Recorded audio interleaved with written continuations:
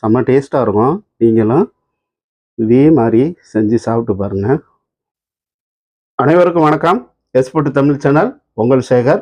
இன்றைக்கி என்ன பார்க்க போகிறோம்னா, ஒரு இனிப்பு போண்டா செம்ம டேஸ்ட்டாக வெரி ஈஸியாக செய்கிறோம். என்னோட ஸ்டைலில் செம்ம டேஸ்ட்டாக இருக்கும். சமைக்கிறோம், ருசிக்கிறோம், வாங்க.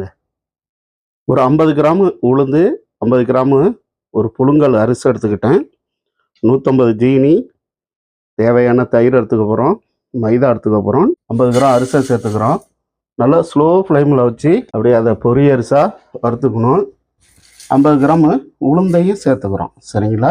நல்லா பொன்னிறமாக வறுத்து எடுத்துக்கிறோம். சரிங்களா? நல்லா பொரிஞ்சு வரட்டும். சரிங்களா?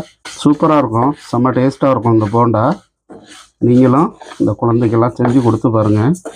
நல்லா விரும்பி சாப்பிடுவாங்க குழந்தையெல்லாம். சூப்பராக வறுபட்டுடுச்சு. அப்போ தான் அந்த அரிசியோட வாசனையும் அந்த உளுந்தோட வாசனையும் நல்ல ஒரு டேஸ்ட்டு கிடைக்கும்.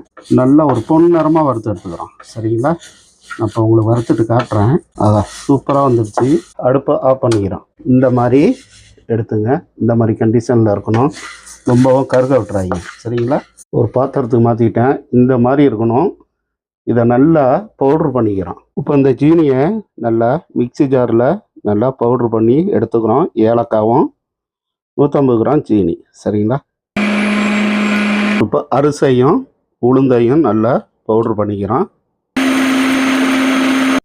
இப்போ என்ன பண்ணுறோம்னா 200 கிராமு மைதா சேர்த்துக்கிறோம். 200 கிராமு கரெக்டாக இருக்கும்.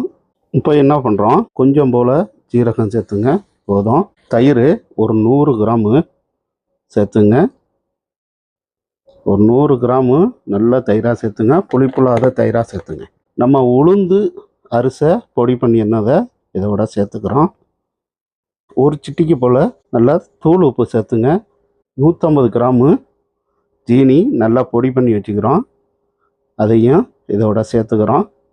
இதில் ஒரு 6 ஏலக்காய், மீடியம் சைஸ் ஏலக்காய் அதோட சேர்த்து அரைச்சிக்கிட்டேன். இப்போ இதை என்ன பண்ணுறோம்னா கையால் பிசைய போகிறோம். சரிங்களா? நல்லா கையால் அப்படியே பிசைஞ்சு எடுங்க. சரிங்களா?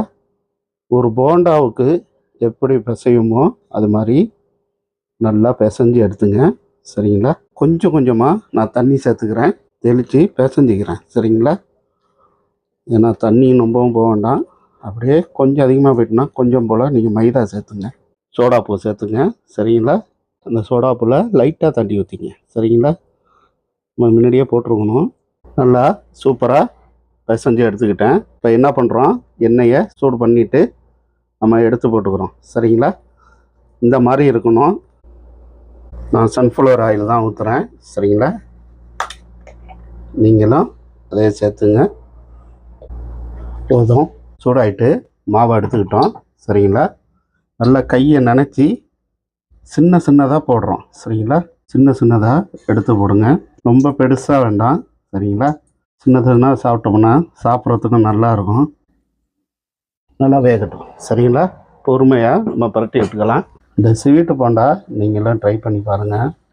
செம்ம டேஸ்ட்டாக இருக்கும். இந்த உளுந்து அரிசெல்லாம் வறுத்து போட்டது அவ்வளோ மணமாக இருக்கும். வீட்டில் பச்சை பிள்ளைங்களுக்கெல்லாம் செஞ்சு கொடுங்க. செம்ம டேஸ்ட்டாக இருக்கும். நல்லா வாசனையாக இருக்குது.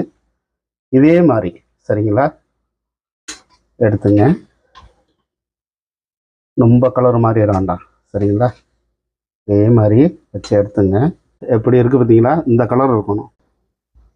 கையை நனைச்சி எடுத்து போட்டிங்கன்னா இந்த மாதிரி அழகாக வந்துடும். இதையும் எடுத்துக்கிறோம். சரிங்களா? இதுக்கு மேலே கலர் மாற வேண்டாம். சரிங்களா? சூப்பராக இருக்கும். இதே பக்குவத்தில் எடுங்க. எப்படி இருக்குதுங்க? சரிங்களா? இதே மாதிரி இருக்கட்டும். நான் ஒரு பாத்திரத்துக்கு மாற்றிக்கிட்டேன். செம்ம டேஸ்ட்டாக இருக்கும். மொத்தத்தில் 400 கிராம் தான். எவ்வளோ போண்டா வந்திருக்கு பாருங்கள். செம்ம டேஸ்ட்டாக இருக்கும். நீங்களும் இதே மாதிரி செஞ்சு சாப்பிட்டு பாருங்கள். இப்போ நான் உங்களுக்கு சாப்பிட்டு பார்த்து சொல்கிறேன். இப்போ பாருங்கள் எவ்வளோ சைனியாக நல்லா மொறுன்னு எப்படி இருக்குது பாருங்கள்.